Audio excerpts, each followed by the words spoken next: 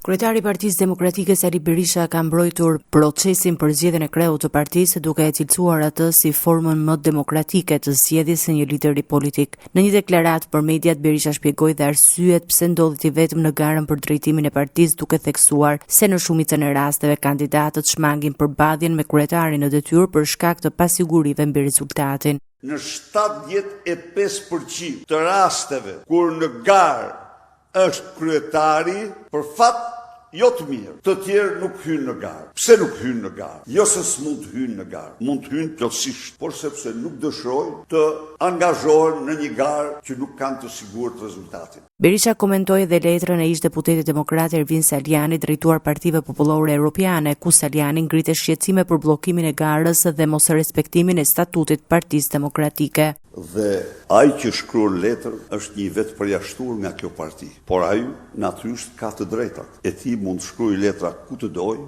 është i lirë, sikundër, është i lirë të drejtohet organeve të partisë, gjykatës partisë, ku të shpreh ankesën, megjithse ai u vetë përjashtua, zgjodhi vetë përjashtimin. Ndaj dhe letrat e shkruara nga zyra e Edi Ramës apo ndonjë tjetri nuk kanë asnjë vlerë për Sali Berishën, secili mund shkruaj letra. Gjatë fjalës së tij, Berisha u ndal edhe te situata ekonomike në vend, duke deklaruar se kostoja e jetesës për qytetarët shqiptar është rritur ndjeshëm gjatë 4 viteve të fundit. Se 4 vitet e fundit, kostoja e jetesës së shqiptarëve është rritur 60%. Korrupsioni, vjedhja në tendera arrin në vit në 1.2 miliard euro. Vjedhja në tendera tejkalon fondin e pensioneve të Shqipërisë. I pyetur nga gazetarët për vijimin e aksionit opozitar dhe mundësinë e një vere të nxehtë politike, Berisha paralajmëroi se protestat kundër qeverisë do të vazhdojnë.